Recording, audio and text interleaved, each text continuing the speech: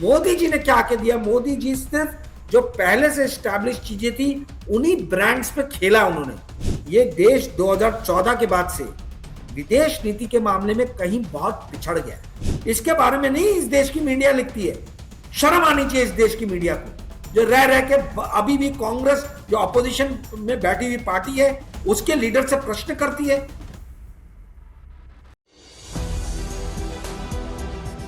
नमस्कार दोस्तों, कैसे हैं आप लोग। उम्मीद है आप सभी अच्छे होंगे। मेरी बगल वाली विंडो में आप देख पा रहे हैं राजीव रंजन जी, वरिष्ठ पत्रकार हमारे साथ जुड़े हैं। सर बहुत बहुत स्वागत है आपका। सर का एक चैनल भी है करंट अनप्लग्ड बाय राजीव, आप उसे भी चेकआउट कर सकते हैं, उस पर भी काफी इंफॉर्मेटिव वीडियोस आते हैं। सर लेकिन कांग्रेस आरोप जो लगा रही है वो बेहद गंभीर है। चाबहार पोर्ट का कंट्रोल भारत ने खो दिया है और 1100 करोड़ रुपए बर्बाद कर दिए हैं, इस तरह के आरोप लग रहे हैं। इन आरोपों के पीछे कितनी सच्चाई है, क्या चल क्या रहा है आखिरकार, जरा हमारे दर्शकों को बताइए। देखिए हिमांशु जी, ये भारत की कूटनीति, भारत की विदेश नीति के लिए बहुत ही, आप ये समझ लीजिए कि काला दिन है। वाकई में चाबहार एयरपोर्ट जो है वो भारत के लिए स्ट्रैटेजिकली बहुत ज्यादा इंपॉर्टेंट पोर्ट रहा है। और ये इतना इंपॉर्टेंट पोर्ट रहा है कि प्रोजेक्ट इतना इंपॉर्टेंट था कि खुद मई 2024 में इलेक्शन के समय में नरेंद्र मोदी जी ने आज तक चैनल को इंटरव्यू देते हुए अंजना ओम कश्यप और सुधीर चौधरी के सामने अपना सीना ठोकते हुए यह बताया था कि चाबहार एयरपोर्ट का जो हमने हस्ताक्षर किया है ईरान के साथ में, यह भारत की कूटनीति और मेरी कूटनीति का जो है, मेरी विदेश नीति की एक बहुत बड़ी, आप कह लीजिए कि सफलता रही है, सक्सेस रहा है। अब आज उस सक्सेस को कूड़ेदान में डाला जा रहा है और यही सेम जो पत्रकार हैं जिनके सामने हंसते हुए नरेंद्र मोदी जी ने बहुत ज्यादा क्रेडिट लिया था और अपनी विदेश नीति और कूटनीति का गुणगान किया था, आज उसके ऊपर वे कितने कार्यक्रम बना रहे हैं, ये जरा देखना है, जानना है, समझना है। चाबहार पोर्ट के द्वारा श्री नरेंद्र मोदी जी जो हमारे देश के प्रधानमंत्री है, इन्होंने कहा था कि ये सेंट्रल एशिया में भारत का द्वार खोलता है। सेंट्रल एशिया जहां से कि चाइना जो है अपना रोड एंड बेल्ट प्रोजेक्ट लेके जा रहा है, जिसके थ्रू वो यूरोप से जोड़ेगा अपने आप को। हमने उसके काउंटर में चाबहार पोर्ट जो है उसको डेवलप करने की नीति बनाई थी। और ये इस देश का दुर्भाग्य है कि इतनी ज्यादा वीक गवर्नमेंट है, इनके आप ये कह लीजिए कि इनकी जो लड़ने की शक्ति है, जो मनोबल है, जो चेतना है, वो पता नहीं कहां गायब हो गया, कहां कम पड़ गया। एक तरफ तो आप बोलते हो कि हम रशिया से ऑयल लेते रहेंगे, जो करना वो करो, वहीं दूसरी तरफ जब अमेरिका ईरान पे हावी हो रहा है तो आपने अपना 1000 करोड़ से ऊपर का इन्वेस्टमेंट छोड़ के आप वहां से हट रहे हो। ईरान ने भारत को मौका दिया, भारत को जगह दिया, चाइना के मना करने के बाद भी हमने वहां पे काम किया और हमें ईरान ने उसकी मंजूरी दी। और आज जब हमको सशक्त रूप से ईरान के साथ खड़े रहना चाहिए तो हम देख रहे हैं कि हम ईरान से अपना पल्ला झाड़ रहे हैं। यही वक्त है जब चाइना जो है तमाम तरीके की मिसाइलें और डिफेंस की सामग्री, उपकरण, अस्त्र और शस्त्र ईरान को मुहैया करा रहा है और ईरान के नजदीक जा रहा है। वहीं भारत जो है वो अमेरिका को खुश करने के लिए ईरान से अपना पल्ला झाड़ रहा है। तो मुझे समझ में नहीं आ रहा कि भारत के साथ फिर आगे चल के कैसे ये देश जो है खड़े होंगे, जब इनको एक बार ये समझ में आ जाएगा कि भारत अपने मन से, अपने कन्वीनियंस से जो है वो कभी भी साथ आता है और कभी भी साथ छोड़ के अलग चला जाता है। तो हमारे लिए ये अच्छा नहीं होगा। ये आज देश की कूटनीति के लिए, विदेश नीति के लिए बहुत ही बुरा दिन है हिमांशु जी। अच्छा सर, चाबहार पोर्ट जो है वो हमारे लिए इतना इम्पोर्टेंट क्यों है, और इसको लेकर राजनीतिक तौर पर नहीं बल्कि हमारी जो नीति रही है, विदेश नीति रही है, उसको लेकर क्या मायने हैं? क्योंकि राजनीतिक तौर पर जो आरोप लगाए जा रहे हैं उनसे अलग हमारे दर्शक ये जानना चाहेंगे कि इस पोर्ट की हमारे लिए अहमियत क्या है, और अगर ये हमारे हाथ से निकलता है तो हमें क्या नुकसान है। देखिए, जैसा कि मैंने आपको बताया कि ये सेंट्रल एशिया में भारत का द्वार खोलता था और हमें पाकिस्तान से होके जाने की जरूरत नहीं थी। ठीक है, अब हुआ ये, आपको पता होगा कि सेंट्रल एशिया जो है ये बहुत ही माइनिंग रिच जो है ना कंट्रीज सेंट्रल एशिया में, ठीक है। डायमंड से लेके गोल्ड से लेके कजाकिस्तान है, तुर्कमेनिस्तान है, किर्गिस्तान है। यहाँ पे रेयर अर्थ मेटल्स और ऑयल के बहुत सारे भंडार हैं, प्राकृतिक गैस के भंडार हैं। ईरान भी जो है प्राकृतिक गैस और ऑयल के मामले में बहुत ही धनवान राष्ट्र है। तो आपको जैसे कि पता है कि इंडिया मिनरल्स और ऑयल एंड नेचुरल गैस के मामले में इंपोर्ट डिपेंडेंट है। हमारे देश में हमारे आवश्यकता का मात्र 12% ही क्रूड होता है, बाकी 88% हम अपनी रिक्वायरमेंट जो है वो इंपोर्ट करके करती है। देखिए मैं आपको मोटा मोटी समझा दूं मेरे प्यारे 4PM के दर्शकों को कि भारत रोजाना 4 मिलियन बैरल पर डे जो है वो क्रूड को कंज्यूम करता है। आपको पता है कि क्रूड से ही डीजल बनता है, क्रूड से ही पेट्रोल बनता है, क्रूड से ही एविएशन टर्बाइन फ्यूल ATF बनता है। तमाम तरीके के जो है वो पेट्रोलियम प्रोडक्ट्स क्रूड से ही हमको मिलते हैं। 4 मिलियन बैरल पर डे में आप ये समझ लीजिए कि ये हमारा कंजम्पशन है। इसमें मात्र 12 से 15% ही भारत में होता है, बाकी सब हम इंपोर्ट करते हैं, बाहर से मंगाते हैं। तो लगभग 3.5 मिलियन बैरल पर डे जो है ये इंडिया इंपोर्ट करता है। अब ये समझिए आप कि यदि क्रूड के कॉस्ट में लॉजिस्टिक कॉस्ट बहुत इंपॉर्टेंट चीज है, पहली चीज। दूसरी चीज, क्रूड में एक क्या बोला जाए, नियमित सप्लाई जो है, सप्लाई चेन्स पे आपका कंट्रोल होना चाहिए, ये बहुत इंपॉर्टेंट है। और वही ये ना केवल क्रूड की बात थी बल्कि रेयर अर्थ मेटल्स के मामले में भी भारत बहुत ज्यादा धनवान नहीं है। रेयर अर्थ मेटल्स यानी कि गैलियम हो गया, जर्मेनियम हो गया, स्कैंडिनियम हुआ, ये सारे जो मटेरियल्स है, एलिमेंट्स जो है, मेटल्स जो है, ये डिफेंस से लेके आपके डिफेंस में मिसाइल जो होती हैं उसको लेके, तो आपके कंप्यूटर्स और आर्टिफिशियल इंटेलिजेंस के जो आपके चिप्स और ये बन रहे हैं वहां हर जगह यूज होता है। तो AI से लेके मिसाइल तक हर जगह जो है रेयर अर्थ मेटल्स की जरूरत है। रेयर अर्थ मेटल से मैग्नेट बनते हैं। आपको मालूम है कि कोई भी कार चल नहीं सकती जब तक उसके दरवाजे बंद ना हो। दरवाजे मैग्नेट से ही जो है वो कंट्रोल होते हैं। तो यदि रेयर अर्थ मेटल नहीं मिलेगा तो इंडिया की ऑटोमोबाइल सेक्टर जो इतना भारी भरकम सेक्टर है, लाखों लाखों लोगों को रोजगार देता है, इसके लिए बहुत ज्यादा समस्याएं जो है वो खड़ी हो जाती। तो सेंट्रल एशिया क्रूड के मामले में, प्राकृतिक गैस यानी नेचुरल गैस के मामले में और रेयर अर्थ मेटल्स के मामले में बहुत धनवान है। साथ ही गोल्ड वहां बहुत ज्यादा होता है। वर्ल्ड में सबसे ज्यादा गोल्ड जो है वो इंडिया कंज्यूम करता है हर साल। लगभग 750, आप ये समझ लीजिए कि 750 टन सोना जो है वो इस देश में आयात होता है, इंपोर्ट होता है। हमारा कंजम्पशन जो है लगभग 700 से 750 टन का है। एक टन में 1000 केजी होते हैं। तो ये यदि हमारे पास में एक पोर्ट ऐसा होता है जहां से हम डायरेक्टली सेंट्रल एशिया से माल लेके इंडिया में आ जाते हैं, तो कॉस्ट के रूप में हमको, मतलब कॉस्ट फैक्टर हमारा बहुत रिड्यूस हो जाता, कम हो जाता, कम खर्चा लगता। और चूंकि कम खर्चा लगता तो देश के अंदर में वो चीजें कम दाम में बिकती, और कम दाम में बिकती तो मेरे और आपके जेब में ज्यादा पैसे बचते। तो बेसिकली ये हर आदमी के पैसे को अफेक्ट करने के, मतलब करने वाला जो है वो ये निर्णय हुआ है।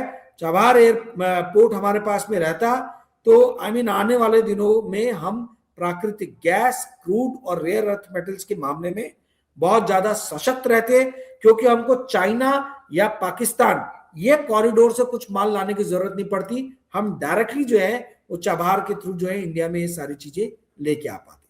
जी हिमांशु जी।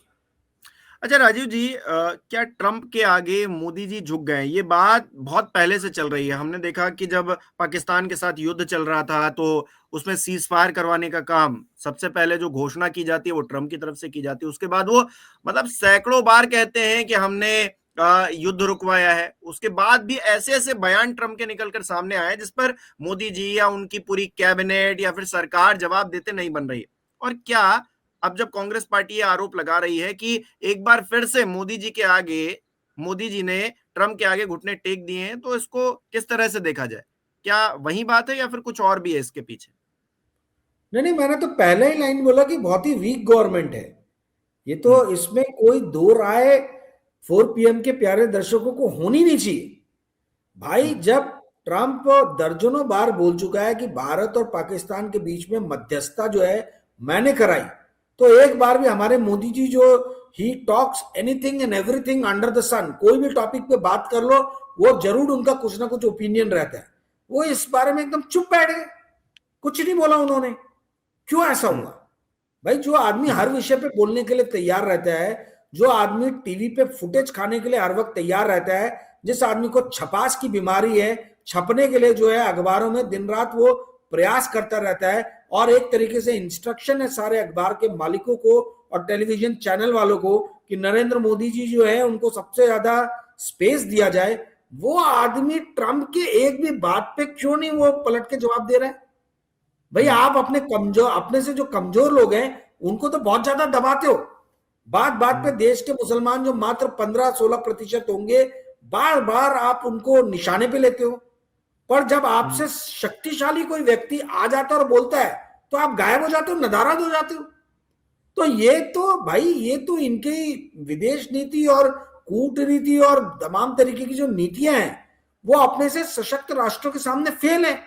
और ये बात बात में नेहरू जी को कोसते हैं। अरे नेहरू जी को भूखा कंगाल एक देश मिला था, उस भूखे कंगाल देश को वो कहां से कहां लेके चले गए। इंदिरा गांधी ने तो फाड़ पाकिस्तान के करा दिए। आप रह रहे के गांधी परिवार को जो है कोसते हो, हर चीज का जिम्मेदार बनाते हो। अरे आप तो एग्जाम्पल सेट करो ना। इंदिरा गांधी ने कम से कम पाकिस्तान को जो है हराया तो था, आपने क्या किया? आपने फतेह हासिल की पाकिस्तान के ऊपर में। बार बार सीना ठोक के आप सामने आ जाते हो। ना तो 2019 के पुलवामा के बाद में आपने पाकिस्तान को शिकस्त दी, ना आपने 2025 में ऑपरेशन सिंदूर के दौरान पाकिस्तान को शिकस्त दी, और कहने के लिए आप बार बार गांधी परिवार को, गांधी खानदान को कोसते हो। ये मेरे समझ में नहीं आता। दिक्कत ये है हिमांशु जी, कांग्रेस के पास में बड़े ही वीक लीडर्स हैं। ये वीक लीडर्स ने आके ये जो कमजोर लीडर्स हैं इनको जो भी डर, अपना डर उठा के इनको फेंक देना चाहिए कई बार। जो नेता बोलते हैं इनके राहुल गांधी जी कि डरो मत, ये सबसे पहले कांग्रेसी नेताओं के ऊपर में लागू होता है। और उन्होंने प्रश्न पूछना चाहिए कि आप हमारे पुराने नेताओं पे, दिवंगत प्रधानमंत्री जो इस देश के रहे हैं, नेहरू जी और इंदिरा गांधी जी, आप उनके बारे में तमाम तरीके की टीका टिप्पणी करते हो। राजीव गांधी वही थे जिन्होंने डंके की चोट पे जो है सियाचिन पे कब्जा कर लिया था। ना पाकिस्तान कुछ कर पाया, ना चीन कुछ कर पाया, सियाचिन पे कब्जा कर लिया था। मोदी जी के टाइम में क्या हुआ, मुझे एक चीज आप बता दीजिए। कौन सा हमारा जो है पाकिस्तान ऑक्यूपाइड कश्मीर मोदी जी वापस लेके आ पाए? कौन सी जो टेरिटरी हमारे अरुणाचल प्रदेश के पास में, चाइना के पास में, वो वापस लेके आ पाए? किस बात के ये महामानव है? किस बात के 56 इंच का सीना है? सिर्फ अपने से जो कमजोर लोग हैं उनको दबाते हैं, और जो शक्तिशाली लोग हैं उनके सामने कुछ बोलते नहीं है। तो आपका जो नहीं ये किया बोलना ना है सर, चाइना वालों ने एक नई जमीन पर दावा ठोक दिया है। दिल्ली में बम ब्लास्ट हुए हैं, हमारे नागरिक जो बेकसूर नागरिक हैं वो मारे जा रहे हैं, और उस पर राजनीति हो रही है। भारतीय जनता पार्टी ने तो यही किया है। भाई इनको पूछना चाहिए कि जो आप बार बार घड़ी घड़ी बात बात पे नेहरू जी को कोसते हो या इंदिरा गांधी को कोसते हो, अरे उनको देश जो मिला था भूखा नंगा कंगाल देश था। आप जाके अमेरिका में देखिए, वो अपने संस्थापक प्रेसिडेंट वॉशिंगटन को किस तरीके से जो है वो सर चढ़ा के रखते हैं।